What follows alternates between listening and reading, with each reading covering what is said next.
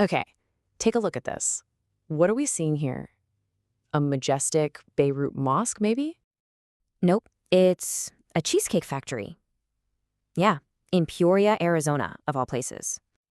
All right, all right. How about this one? Getting some serious Eye of Sauron vibes, right? Maybe a portal to another dimension?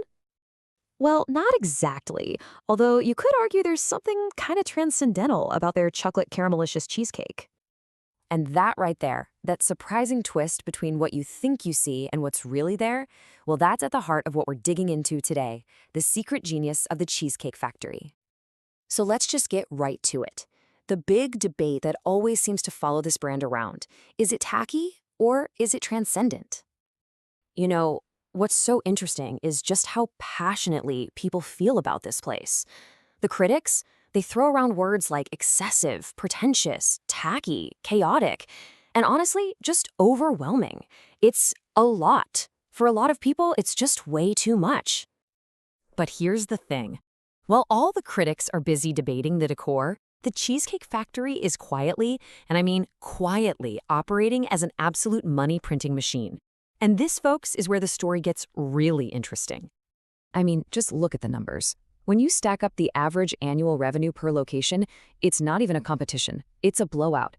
The Cheesecake Factory is just in a totally different league, absolutely crushing its rivals like Texas Roadhouse and P.F. Chang's.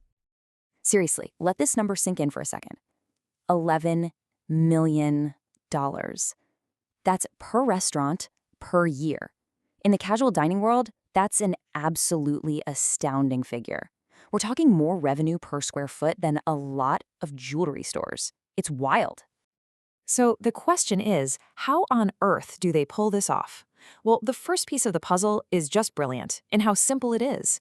You know that dead zone for most restaurants? That 2 to 5 p.m. lull where everything just dies? The Cheesecake Factory cracked the code.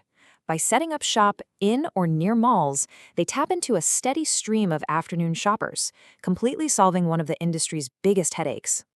And that brings us to the second ingredient for their success, and this one is way more controversial. Yeah, let's talk about the 21-page debate. No, you're seeing that right. 250. That's how many different things are on their menu. It's not really a menu, is it? It's more like a novel you can eat. In this behemoth of a menu, it creates this huge split. On one side, you've got the value lovers. They see a giant appetizer and think, hey, that's dinner tonight and lunch tomorrow. But on the other side, you've got the health skeptics, looking at a 1,900-calorie salad and basically seeing a heart attack on a plate. And to be fair, the skeptics have a point. A single slice of their classic Basque cheesecake, get this, has 88 grams of saturated fat. That's nearly 4.5 times your entire recommended daily intake, in one slice. So this all leads critics to one pretty logical assumption, right? The large menu must indicate a lack of taste, a cynical emphasis on quantity over quality. It's gotta be just a bunch of frozen, mass-produced, microwave stuff. I mean, how else could they possibly do it? Well, this is where we get to the big illusion, the secret behind the factory. Except it's not. It's not mass-produced. The vast majority of that enormous menu, it's made from scratch, every single day. And look, this isn't some clever marketing spin. The process is absolutely intense. We're talking chefs showing up at 6 a.m. to prep something like 700 different ingredients. They make 160 sauces from scratch, and every dish that comes out to your table is made to order. Okay, now in the spirit of full disclosure, there is one exception. The cheesecakes. The name of the restaurant, right? Those are actually made in 2 central bakeries and then shipped out all over the world. But that's it. Everything else you order, fresh.